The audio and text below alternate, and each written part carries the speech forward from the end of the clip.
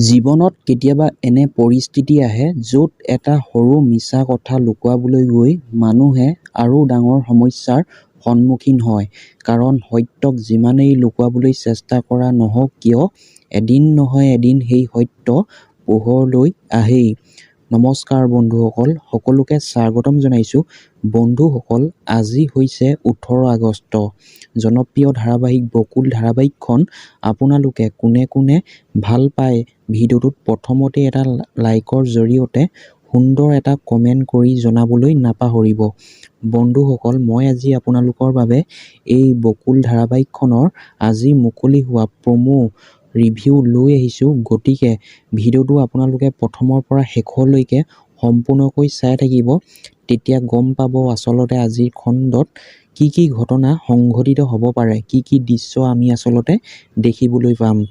বন্ধুসকল, বকুল ধাৰাবাহিকখনত আমি শেষৰ ফালে দেখিবলৈ পাইছিলোঁ দৰিকাই মাকৰ আগত, আমি দেউতাই গেটত তলা মাৰিব বুলি নাজানো নহয়, সৰু দাই বোলে বাহিৰৰ পৰা চিঞৰি আছিল, ডাঙৰ দাই মাতটো শুনা পাইহে তলাটো খুলি দিছে সেই বুলি কয়। তেতিয়া মাকে মানুহজনে কি যে কৰি থাকে একো ধৰিবই নোৱাৰি। অদিতিক শাস্তি দিবৰ বাবে সেইটো আকৌ নতুন নিয়ম উলিয়াই লৈছে, নহ'লেনো কোনদিনা তেখেতে 10 বজাতে গেট মাৰে সেই বুলি কয়। তেতিয়া দৰিকাই দেউতাক বুজালেও কথাবোৰ বুজি নাপায়, সেই বুলি কোৱাত মাকে শুই থকা মানুহকহে জগাব পৰা যায়, টোপনিৰ ভাও ধৰি থকা মানুহজনক কেনেকৈ জগাবি। ঠিক আছে, তলা বাৰু মাৰিলে, তহঁতে কি কৰি আছিলি, আদিৰ মাতটোতো শুনা নাপালিয়েই, তাৰ ফোনটো গম নাপালিনে? এই ৰাতিখন বোৱাৰীজনীক ৰাস্তাত ৰখাই থোৱাটো ভাল কথা হৈছেনে? ইন্দ্ৰইচোন অনবৰতে ফোনটো টিপিয়ে থাকে, সি আদিৰ ফোন কৰাটো গম নাপালে কিয়? আৰু তই কি কৰি আছিলি, তোলৈ আদিয়ে ফোন কৰা নাছিল?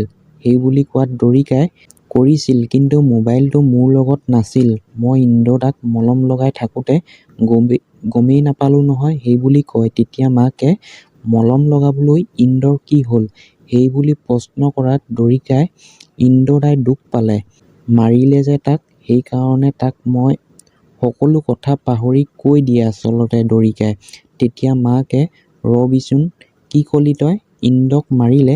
তেতিয়া দৰিকাই মাৰিলে নহয়, পৰিলে, পাকঘৰতে পৰিলে সেই বুলি আচলতে মিছাকৈ কয়। তেতিয়া মাকে মিছা কথা নকবি দৰিকা মোক, তই মাৰিলে বুলি কৈছিলি, মোৰ পৰা তই কি লুকুৱাবলৈ চেষ্টা কৰিছ, ক দৰিকা, সেই বুলি বহুত জোৰকৈ দৰিকাক কয়। তেতিয়া দৰিকাই নহয় মানে ইন্দ্ৰদাই। তেতিয়া মাকে তাৰমানে তই মোক নকৱ হা, ৰবি মই উলিয়াই আছোঁ, ইন্দ্ৰ ক'ত আছে, ইন্দ্ৰ সেই বুলি মতাত দৰিকাই মানে কথাবোৰ তেনেকুৱা নহয়। তেতিয়া মাকে তই মনে মনে থাক। সেই সময়তে ইন্দ্ৰই আহি, বাইদেউ কওকচোন।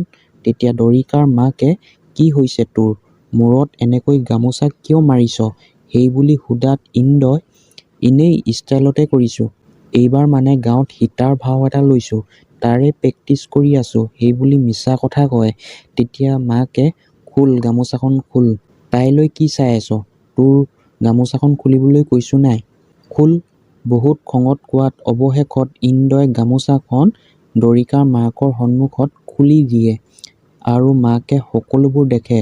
আৰু বন্ধুসকল, এতিয়া সি যে মূৰত আঘাত পাইছে, আৰু বন্ধুসকল এতিয়া আজি আমি প্ৰমোদ দেখিবলৈ পালোঁ, মাকে মন্দিৰাক মাতি আনি তোমাৰ খুৰী আৰু ভাইটিক এতিয়াই মাতা বুলি কোৱাত মন্দিৰাই কি হ'ল মা সেই বুলি সোধে। তেতিয়া মাকে মন্দিৰাক চন্দন আৰু খুৰীয়েকক মন্দিৰাৰ সন্মুখত ৰাখি, ভুল কাম কৰিলে তাক স্বীকাৰ কৰাৰ সাহস মানুহৰ লাগে, তেতিয়া ক্ষমা কৰিবলৈ সহজ হয় সেই বুলি ভালকৈ চন্দন আৰু খুৰীয়েকক মন্দিৰাৰ সন্মুখতেই গালি পাৰে।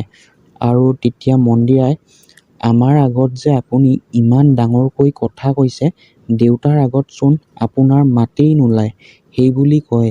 এতিয়া বাৰু মাকে কি ক'ব, আনফালে অদিতিয়ে আহি মাকৰ আগত কেতিয়াবা দেখা বা শুনা সকলো কথা সঁচা নহ'বও পাৰে, ইয়াৰ কথাৰ আঁৰত বেলেগ কথাও থাকিব পাৰে সেই বুলি কয়।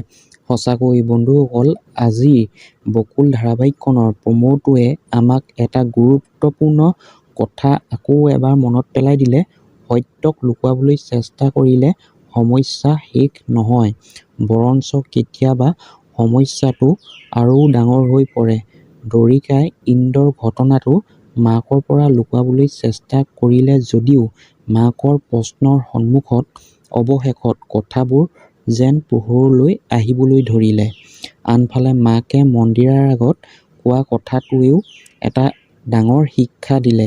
ভুল কৰিলে সেই ভুল স্বীকাৰ কৰাৰ সাহস থাকিব লাগে। কিন্তু ইয়াৰ মাজতে অদিতিয়ে কোৱা কথাটোৱে এতিয়া আটাইতকৈ ডাঙৰ প্ৰশ্ন হৈ পৰিছে। যদি দেখা বা শুনা সকলো কথা সঁচা নহয়, তেন্তে আচল সত্যটো কি?